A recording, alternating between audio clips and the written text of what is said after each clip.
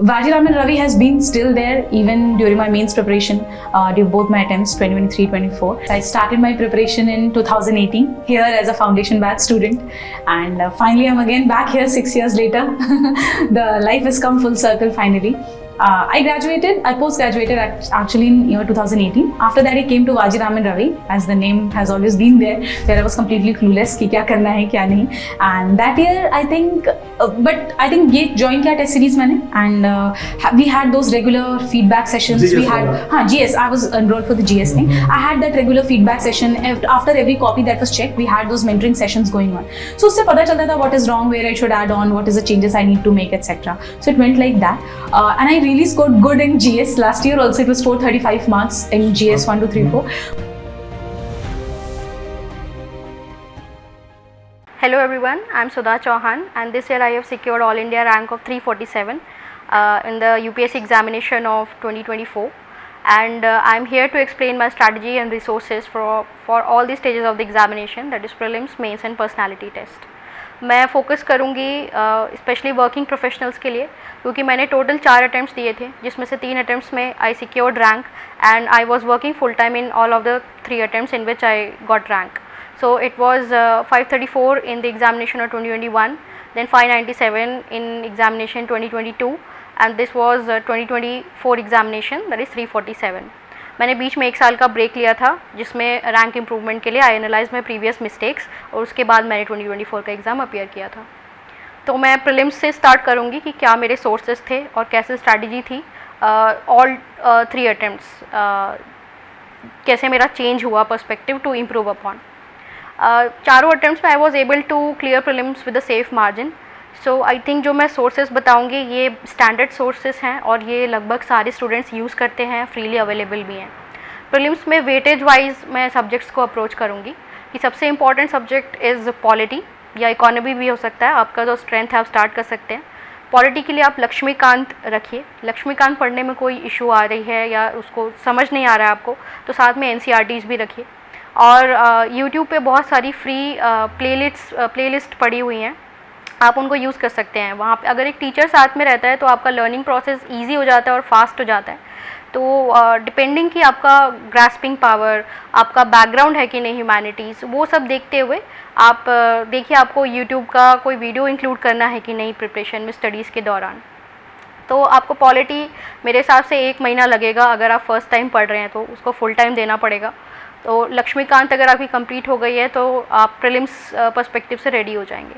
और जैसे ही आप कोई एक सेक्शन कंप्लीट कर लेते हैं तो प्लीज़ उसका एक सेक्शनल टेस्ट भी लगाइए. और सेक्शनल टेस्ट ये जो ऑनलाइन बहुत सारे वेबसाइट्स भी अवेलेबल हैं, टेलीग्राम चैनल्स हैं, आप यहाँ से यूज़ कर सकते हैं मटेरियल्स. इसमें आप कोई भी पॉपुलर कोचिंग का उठा लीजिए. मैंने विजन IAS के सेक्शनल टेस्ट दिए थे अपने इनिशियल अटैम्प्ट्स में, और उसमें देखिए कि अगर आपके 80 एटलीस्ट आ रहे हैं या 90 आ रहे हैं तो, और कंटिन्यूस आ रहे हैं, तो मतलब आपकी प्रिपरेशन स्ट्रैटेजी अच्छी है. और अगर कम आ रही है तो उसको दोबारा पढ़िए और फिर दोबारा लगाइए जब तक कि आपके डिज़ायर्ड लेवल ऑफ मार्क्स नहीं आ जा रहे. ऐसे आपको सारे सब्जेक्ट्स को अप्रोच करना है. फिर इकोनॉमी में मेरा सोर्स था, मैंने मृणाल सर का एक हैंड आउट आता है, जो मैंने उनका कोर्स नहीं ज्वाइन किया था एकेडमी का, बट जो हैंड आउट अवेलेबल होता है मार्केट में, मैंने बस वो लिया था.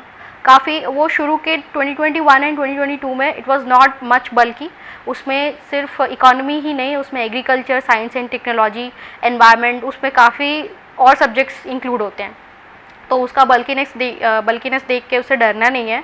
इनफैक्ट वो और हेल्प करता है आपको बाकी सब्जेक्ट्स भी प्रिपेयर करने में. तो उसको लाइन बाय लाइन रीड करना है, और PYQ उसमें इंक्लूडेड है, तो बीच बीच में आपकी टेस्टिंग भी होती रहेगी.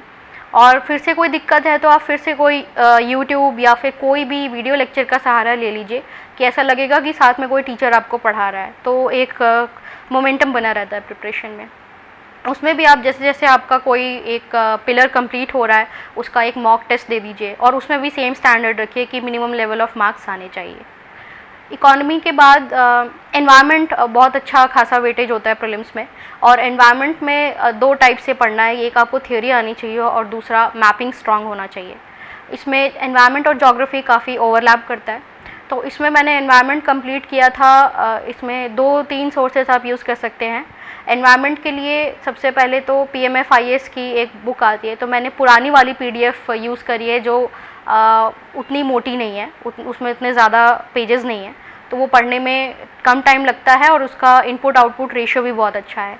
और जो मैंने लेटेस्ट वाली देखी है वो मुझे काफ़ी बल्की लगती है और उसमें काफ़ी एक्स्ट्रा कंटेंट है जो कम टाइम में ग्रास्प करना बहुत मुश्किल है। तो मैं सजेस्ट करूँगी अगर आपको 2021 या 22 का पुराना PDF मिल सकता है तो उससे पढ़िए, वो आपको हेल्प करेगा।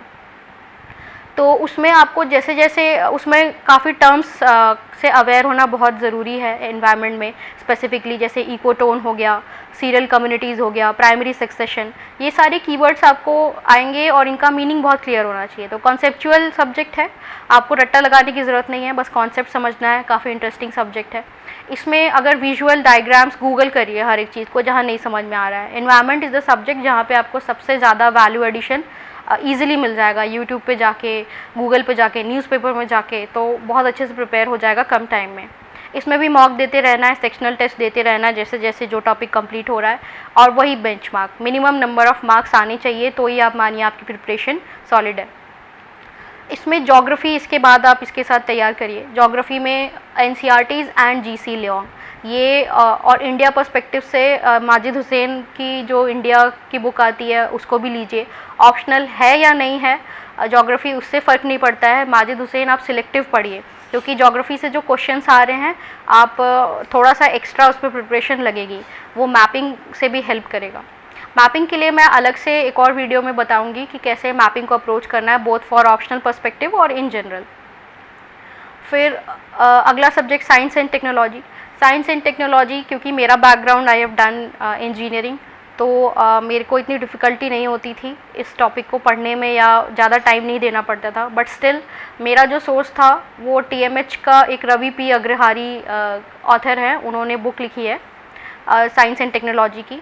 उसमें मैंने सारे इम्पॉर्टेंट चैप्टर्स पढ़े थे। इम्पॉर्टेंट मतलब जिससे UPSC ने प्रीवियस ईयर क्वेश्चंस पूछे हैं, वो सारे आप चैप्टर्स वहाँ से पढ़ लीजिए।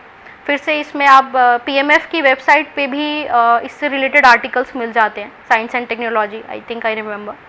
तो आप वहाँ से भी उसको क्लब इन कर लीजिए और यहाँ से प्रिपेयर कर लीजिए।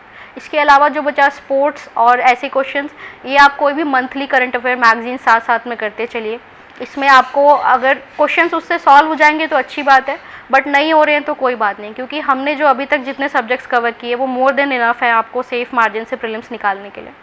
तो उसमें इतना टेंशन लेने की ज़रूरत नहीं है कि ऐसे क्वेश्चंस को कैसे स्किप करें। उनको स्किप करना ही I think is the best decision in exam hall. और अगर इसके अलावा कोई और भी अगर बच जाता है तो प्लीज़ मेरे टेलीग्राम चैनल पे आप डाल दीजिए, मैं उसका डिटेल सोर्स बता दूंगी। अगर कुछ भी मेरे से स्किप हो जा रहा है, इवन आप मेरे से डायरेक्टली अप्रोच कर सकते हैं टेलीग्राम पे। तो दिस वाज प्रीलिम स्ट्रैटेजी। और टोटल मिला के आप देखिए कि सेक्शनल देते देते आपके हो जाएंगे कम से कम 20 टेस्ट हो जाएंगे, 20 से 30 सेक्शनल टेस्ट हो जाएंगे। और जब सब कुछ कंप्लीट हो जाए तो फुल लेंथ पे आ जाइए आप। फुल लेंथ में भी आप टारगेट रखिए कि आपके 90 to 100 हर टेस्ट में आ रहे हैं। अगर आपकी अच्छी तैयारी है तो आप इतना स्कोर आसानी से कर लेंगे, चाहे वो किसी भी कोचिंग का टेस्ट हो। बस ये ना हो कि उसका क्वालिटी ख़राब हो। इंश्योर करिए कि उसके क्वेश्चंस जो है UPSC प्रीवियस ईयर क्वेश्चन के लाइन पे हैं, तो आप ज़्यादा क्लोज रहेंगे। और जो स्मार्ट गेसिंग और ये सब जो चल रहा है आजकल, वो भी काफ़ी रेलेवेंट है। आप यूट्यूब पे सर्च कर सकते हैं, काफ़ी प्रीवियस ईयर टॉपर्स हैं जो क्वेश्चन सॉल्व करते हैं ऑनलाइन। आप उनकी वीडियो को फॉलो करिए, उनका लॉजिकल पैटर्न देखिए, थिंकिंग प्रोसेस देखिए कि वो कैसे एलिमिनेट करते हैं। वो दो टाइप पे एलिमिनेट होता है। एक तो प्रीवियस ईयर क्वेश्चन कुछ ऑप्शंस आ जाते हैं तो उनको पता है कि UPSC ऐसे ऑप्शंस बनाती है, जैसे दो ऑप्शंस को आपस में ट्विस्ट कर देना कि A के आगे दूसरे का आंसर, B के आगे दूसरे का आंसर, जो मैच द फॉलोइंग में आता है, या फिर एक्सट्रीम ऑप्शंस दे देना। ऐसे आप पैटर्न जब पढ़ेंगे, ये वीडियोस देखेंगे तो आपको समझ में आएगा। तो 80% खेल है आपका नॉलेज का और 20% है कि आपको जो इंट्यूशन आ रहा है वो कैसे डेवलप होगा टॉपर्स की वीडियोस देख के और UPSC प्रीवियस ईयर क्वेश्चंस लगा के। तो ये आपका टोटल मैं कहूँगी, अगर आप फर्स्ट टाइम दे रहे हो प्रीलिम्स तो पढ़ने में हो जाएगा आपको 6 to 8 मंथ्स ये बुक्स कवर करने में। और उसके बाद जब प्रीलिम्स आने में 2 मंथ्स बचे हों तो आप मॉक्स फुल टाइम देने के लिए आप रेडी हो जाइए। और उसमें ये मिनिमम लेवल ऑफ बेंचमार्क अपने हिसाब से देखिए। और एग्ज़ाम से आप 10 दिन पहले तक मार्क्स दे सकते हैं, इवन 1 वीक पहले तक दे सकते हैं, कोई इशू नहीं होगा। और ऐसे आप प्रीलिम्स सेफ मार्जिन से क्लियर कर सकते हैं अगर ये बहुत ही रिलीजियसली ये सब आप फॉलो करेंगे। अभी मैं मेंस स्ट्रैटेजी पे आती हूँ कि मेंस आपको कैसे तैयार करना है। तो मेंस का अगर आप वर्किंग है तो आपको 3 कम से कम स्लॉट निकालने पड़ेंगे। जैसे मैं मान के चलती हूँ कि 9 to 5 इन जनरल सबका ऑफिस होता है या क्लासेस होती हैं, तो आपको सुबह एक 6 to 9 का स्लॉट देखना पड़ेगा। आपको सुबह जल्दी उठना पड़ेगा क्योंकि पूरे दिन भर ऑफिस जाने के बाद एनर्जी लेवल्स कम हो जाते हैं, तो आप उतना अच्छे से नहीं फोकस कर पाते स्टडीज़ में। तो ऑफिस मान लीजिए 5 साढ़े 5 ख़त्म हो रहा है तो 1 घंटे का ब्रेक ले लीजिए और 6:30 7 बजे से आप बैठ जाइए पढ़ने के लिए। 7:30 से 12 बजे तक आप इंक्लूड कर लीजिए जितने भी आवर्स हैं, उसमें 2 सेशन इंक्लूडिंग ब्रेक आप ऐसे प्लान कर लीजिए। तो मेरा जो लेटेस्ट अटैम्प्ट था इसमें मैंने मास्टर स्ट्रोक टेस्ट सीरीज़ है सचिन अरोड़ा सर की, उन्होंने टेलीग्राम पे it is a free of cost initiative. उनका जो आई थिंक यूएसपी है वो ये है कि बहुत डिसिप्लिन और रिगरस प्रोग्राम है, उसमें सिर्फ डेडिकेशन और पैशनेट स्टूडेंट्स ही I think they can survive in that programme. तो आई एम वेरी ग्रेटफुल कि सर ने ये प्रोग्राम लास्ट ईयर शुरू किया था और I was able to be part of it. तो उसमें ऐसा होता था कि आपको रोज़ सुबह 7 बजे एक टेस्ट लिखना होता था जिसका सिलेबस एडवांस में आपको 1 वीक का प्लानर दे दिया जाता था और रोज़ टेस्ट लिखना है तो काफ़ी रिगरस टेस्टिंग होती थी। आपका चाहे सिलेबस कंप्लीट हो या ना हो, आपका रिवीजन कंप्लीट हुआ हो या ना हुआ हो, आपको टेस्ट लिखना ही है क्योंकि टेस्ट लिखना भी एक लर्निंग प्रोसेस है। आप सिर्फ टेस्ट लिख नहीं रहे हो, उसके बाद उसको जो एनालाइज करते हो आप टॉपर कॉपीज़ के साथ, उसमें भी आपकी लर्निंग ही हो रही है। तो टेस्ट लिखने से नहीं डरना है, बस एक कमिटमेंट और डिसिप्लिन होना चाहिए कि आपको रोज़ टेस्ट लिखना है और अगले दिन का भी प्रिपेयर करना है। तो अगर एक बहुत टाइट शेड्यूल आप बनाओगे और जो कि बहुत ज़रूरी है, डिवाइड कर लेना है कि आपके जो जीएस के सिलेबस है वो आपको कैसे कंप्लीट करने हैं, वीक वाइज या डेज़ वाइज जैसे भी आप सूटेबल हैं। और आप टारगेट रखिए कि हर दिन आपको कुछ ना कुछ टॉपिक्स रिवाइज करने हैं और नेक्स्ट डे मॉर्निंग में आपको एक टेस्ट लिखना है।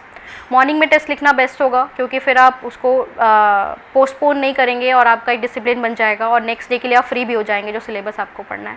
तो जैसे GS1 है, इसमें कुछ टॉपिक्स मैंने स्किप करे थे प्रीलिम्स से पहले पढ़ने के लिए और बाद में भी मैं इनको इतना टाइम नहीं दे पाई थी। जैसे वर्ल्ड हिस्ट्री हो गया, GS1 से मैंने स्किप किया था। तो बाकी जो इसमें सब्जेक्ट्स हो गए मॉडर्न हिस्ट्री, जोग्राफ़ी, सोसाइटी, ये जो सारे क्वेश्चंस हैं टॉपिक्स हैं, इसका प्रिपरेशन आपको प्रीलिम्स से पहले ही हो जाना चाहिए और नोट्स भी रेडी होने चाहिए। नोट्स आप बना सकते हैं, बहुत सारे वैल्यू एडेड मटेरियल्स आते हैं, बहुत सारी कोचिंग के हैं। मैंने जहाँ से यूज़ किया था इट वाज विजन का value added material, topic wise PDFs होते हैं, जो सिलेबस पॉइंटर्स है हर एक पे एक PDF होता है। बहुत अच्छा कंटेंट है, बस आपको उसको याद करना है और समझना है, यही आपका गोल है। और भी काफ़ी कोचिंग के आते हैं, आप देख सकते हैं आपको जो पसंद आ रहा है उस हिसाब से आपके टॉपिक्स और नोट्स कंप्लीट हो जाने चाहिए बिफोर क्लियरिंग प्रीलिम्स। ऐसे ही सारे GS के करने हैं। GS2 में भी मैंने लक्ष्मीकांत के साथ साथ M पुरी सर का एक PDF अवेलेबल था, वहाँ से भी मैंने कुछ कंप्लीट किया था। फिर विजन का वैल्यू एडेड मटेरियल था, वहाँ से किया था। गवर्नेंस के लिए स्पेसिफिकली ये PDFs बहुत काम आएंगे क्योंकि ये आपको लक्ष्मीकांत में नहीं मिलेगा, गवर्नेंस वाले टॉपिक्स। इसके अलावा IR मैंने प्रीलिम्स के बाद तैयार किया था, प्रीलिम्स से पहले नहीं, क्योंकि करंट अफेयर्स में पढ़ते रहते हैं तो इतनी ज़रूरत नहीं होती है बार बार अलग से प्रिपेयर करने की। तो इसमें मैंने विजन का मंथली मैगज़ीन और लास्ट का एनुअल दोनों ही रेफ़र किया था कि मोस्ट इंपॉर्टेंट टॉपिक्स सब पे एक A4 शीट रेडी थी। उसमें positive, negative, what is India's way और वे फॉरवर्ड फॉर ओवरऑल, तो ये सारे पॉइंट्स आप उसमें लिख के रख लीजिए। इवन कंक्लूजन और इंट्रोडक्शन भी आप ऑन सम पॉपुलर जो एडिटोरियल्स लिखते हैं न्यूज़पेपर में, उनके कोटेशंस भी यूज़ कर सकते हैं। GS3 इसमें इकोनॉमी के लिए मैंने मृणाल सर का तो कंटेंट था ही, बट उसके अलावा मैंने अपने सेकेंड और थर्ड अटेम्प्ट में रेफ़र किया था polity enrichment programme by MK Yadav से। उनके PDFs हैं, मेरे को उसका इंटरनल सिक्योरिटी बहुत अच्छा लगा और इकोनॉमी भी बहुत अच्छा लगा। उसमें आपको बहुत सारे डेटा, फैक्ट्स एंड फिगर्स मिल जाते हैं एक साइड, वो भी टॉपिक वाइज ब्यूटीफुली अरेंज्ड है। आप प्लीज़ उसको यूज़ करिए। आपको उनके इवन वेबसाइट पे आप डाउनलोड सोर्सेस में जाएंगे तो आप फ्री से वहाँ डाउनलोड कर सकते हैं, ये आपको मटेरियल मिल जाएगा। साइंस एंड टेक्नोलॉजी जो आप प्रीलिम्स के लिए तैयार करेंगे, हो सके तो नोट्स बना के चलते रहिए और करंट अफेयर्स मैगजीन से भी देखिए कौन सा साइंस एंड टेक सबसे ज़्यादा रिपीट हो रहा है। जो हर मंथ रिपीट होता है या अगले दूसरे मंथ रिपीट हो जाता है, वो ज़्यादा चांसेस है कि UPSC मेंस में भी आएगा, तो उसको आप डिटेल नोट बना के रखिए। फिर एनवायरनमेंट में भी PMF अलग से नोट बनाने की ज़रूरत नहीं है, बट मैं कहूँगी PMF की जो पुरानी वाली एडिशन PDF है उसको इतनी बार पढ़िए कि आपको वही याद हो जाए, नहीं तो नोट्स बनाएंगे तो बहुत बल्कि हो जाएगा। हर एक सब्जेक्ट के लिए एप्लीकेबल है कि आपको वो कंटेंट कितना नेचुरली समझ में आता है, तो आपको नोट्स बनाने की ज़रूरत नहीं होगी। और कोई टफ़ है, वीक है सब्जेक्ट, तो उस पर नोट्स बनाने की ज़रूरत पड़ती है। तो ऐसे सारे सब्जेक्ट्स के नोट्स नहीं बनाए थे मैंने, ऐसे कुछ जो मेरे को याद नहीं रहते उनके नोट्स बनाए थे। बाकी बस उनके डेटा, फैक्ट्स, कुछ डायग्राम्स, ग्राफ्स और कोटेशंस, एग्जाम्पल्स, इन सब का बस एक लिस्ट बनाया था जो मेरे नोट्स थे। GS 4 एथिक्स के लिए मैंने फोरम IAS की रेड बुक यूज़ करी थी इस अटेम्प्ट में। मैंने A to Z इस बार वो पूरा पढ़ा था। हर एक टॉपिक के मैंने अपने खुद के एक्रोनिम्स बनाए थे कि कैसे पॉइंट जनरेट करने हैं एथिक्स में, क्योंकि एक जब आप कंटेंट सबको आता है बट कम टाइम में वहाँ पे लिखने का प्रेशर होता है, तो आपको 10 मार्कर में एटलीस्ट अगर 15 पॉइंट्स लिखने हैं तो वो डाइवर्स होने चाहिए, नॉन रिपीटेटिव होने चाहिए। तो उसके लिए आपके पास एक रेडीमेड फ्रेमवर्क होना चाहिए। तो ऐसे आप सब्जेक्ट वाइज फ्रेमवर्क्स रखेंगे तो आपके पॉइंट्स थोड़े अच्छे जनरेट होंगे, आप ज़्यादा डायमेंशंस में सोच पाएंगे। तो ये रीज़न था कि मैंने A to Z उसको क्यों पूरा याद किया था। और टॉपर्स के शुभम कुमार जो AIR 1 थे, उनका एक PDF अवेलेबल है टेलीग्राम पे। उसमें उन्होंने वैल्यू वाइज एग्जाम्पल्स लिखे हैं, कोटेशंस लिखे हैं, डेफिनेशंस और मीनिंग्स लिखे हैं। उसको मैंने लिया था, उसको मैंने खुद से सॉफ्ट कॉपी में कन्वर्ट किया और उसमें अपना ही कंटेंट और खुद से जो मेरे को अलग से मटेरियल मिल रहा था पढ़ते वो मैंने ऐड किया था। तो it was 3 to 4 pages PDF already. तो मैंने जब उसमें अपना कंटेंट ऐड किया तो वो 6 to 8 हो गए, ज़्यादा बल्कि नहीं हुआ। तो वो कस्टमाइज़ करेंगे आप तो आपको ज़्यादा अच्छे से याद हो पाएगा, और कोई भी चीज़ को पर्सनलाइज करके पढ़ना is the best way forward. Toppers का मटेरियल यूज़ करिए बट उसको अपने हिसाब से आप टेलर करिए कि वो आपको कैसे बेस्ट सूट करेगा। GS 4 ये मेरे सारे सोर्सेज थे, और हर एक GS को लगभग मैंने 1 वीक to 10 डेज़ के टाइम फ्रेम में रिवीजन और मॉक दोनों कंप्लीट किया था। ज़रूर हर दिन आप सिलेबस नहीं कंप्लीट कर पाएंगे, अगले दिन जो टेस्ट लिखेंगे उसमें आप बहुत अच्छा नहीं लिख पाएंगे, कुछ दिन ऐसे जाएंगे, बट कोई बात नहीं। हो सकता है कि आप जब टेस्ट लिख लें और जब उसको कंपेयर करेंगे आप मॉडल आंसर से या टॉपर आंसर से, तब आपकी प्रिपरेशन वहाँ कंप्लीट हो जानी चाहिए। तो ऐसा मैं कहूँगी 10 to 20% टेस्ट के लिए मार्जिन रखिए कि ऐसा आप नहीं पढ़ पाएंगे रोज़, बट ये टारगेट होना चाहिए कि एक बार अगर आप टेस्ट लिख लें तो उसके बाद ज़रूर कंप्लीट हो जाना चाहिए। नहीं तो अगर वो छूट जाएगा प्रीलिम्स के बाद, और ये जो टाइम पीरियड है प्रीलिम्स टू मेंस का, तो उसमें आप कंप्लीट नहीं कर पाएंगे और वो थोड़ा कॉस्टली हो सकता है रियल एग्ज़ाम में। और टाइम के साथ आप एक फिक्स्ड, मैं कहूँगी कि एक बेंचमार्क लेके चलिए कि आपको हर टेस्ट में कुछ ना कुछ चीज़ें इंप्रूव करनी है। वो हो सकता है आपका फ्रेम वर्किंग हो, आपके नंबर ऑफ़ पॉइंट्स हो, कंक्लूजन लिखने का तरीका हो, राइटिंग स्पीड हो। आपको हर एक दिन अपना एक स्ट्रेंथ, अपना एक वीकनेस, उसको नोट करते चलिए, ताकि जो प्रोग्रेस हो वो काफ़ी ऑब्जेक्टिव वे में आप उसको एनालाइज कर सकें। आपको ऐसे वीकनेस भी देखने में बहुत आसानी हो जाएगी। तो ये बहुत रिगरस प्रिपरेशन है, और मैं कहूँगी कि आपके टोटल 1 साल की प्रिपरेशन में सबसे ज़्यादा वैल्यूएबल ये 3 या 2.5 मंथ्स होते हैं, जिसमें आपको रोज़ ये प्रोसेस करना है, कमिटमेंट के साथ करना है। अगर ये हो जाएगा तो आई एम श्योर मेंस में आपको 400 क्रॉस करना it won't be a difficulty. और this was my mains strategy. Now coming to preparation of personality test. जैसे ही मेंस हो जाए आप 10-15 दिन का ब्रेक ले लीजिए, और डिपेंड भी करता है कि मेंस के कितने टाइम बाद आपका इंटरव्यू शेड्यूल है। तो आपके पास कम टाइम है तो आपको तुरंत प्रिपरेशन करनी स्टार्ट कर देनी है। आपको स्टार्ट करना है अपने डाफ के सारे पॉइंटर्स को लेना है, एक एक पॉइंट को सिलेबस समझिए और उसमें जितना हो सके उतना रिसर्च करिए, क्योंकि यहाँ पे कोई फिक्स्ड बाउंड्री नहीं है कि आपको यही क्वेश्चन पूछेंगे और ये नहीं पूछेंगे। तो बहुत इंटरलिंकिंग होती है यहाँ पे आपके डैफ पॉइंटर्स में। तो सिर्फ आपको पॉइंटर्स नहीं, पॉइंटर्स को इंटरलिंक करके भी थिंक करना है, और ये ज़्यादा टफ नहीं है। अगर आप एक बार स्टार्ट करेंगे तो आपको अपने आप वो इंटरलिंकिंग दिखने लग जाएगी। साथ साथ में आपको मॉक्स देते रहना है। डिपेंड करता है कि आपको मॉक देने की ज़रूरत है कि नहीं। हर स्टूडेंट को ज़रूरी नहीं है कि इंटरव्यू मॉक्स में अपीयर होना ही चाहिए। जैसे कि आपका बैकग्राउंड क्या है, क्या आप हो सकता है कि कई जो कैंडिडेट्स हैं उनको डिबेटिंग का शौक़ होता है, तो वो नेचुरली गुड स्पीकर्स होते हैं, तो उनको उतनी ज़रूरत नहीं है। तो ये बहुत सब्जेक्टिव एनालिसिस है कि आप कौन से बैकग्राउंड से आ रहे हैं, आपका लेवल ऑफ प्रिपरेशन और एक्सपोजर कितना है पब्लिक स्पीकिंग में, उसे आप डिसाइड कर सकते हैं। बट मैं कहूँगी अगर बहुत ही अंडर कॉन्फिडेंट फील हो रहा है तो एक वीक में एक मॉक दीजिए और उसको एनालाइज भी करिए। ज़्यादा मॉक एक साथ मत दीजिए, नहीं तो आप फीडबैक पे काम नहीं कर पाएंगे। कोई फीडबैक मिल रहा है तो उसको आप सीरियसली लें या ना लें वो पर्सनल डिसीजन है, क्योंकि आप खुद की पर्सनैलिटी को जानते हैं। तो मैं कहूँगी एकदम ब्लाइंडली मत फॉलो करिए किसी की भी एडवाइस को, थोड़ा नेचुरल सेल्फ भी लेके जाना पर्सनालिटी टेस्ट में बहुत इंपॉर्टेंट है, बिकॉज एवरीबडी नोज़ कि कौन अपना नेचुरल कंपोजर में है या कोई बहुत टीचिंग उससे आया है।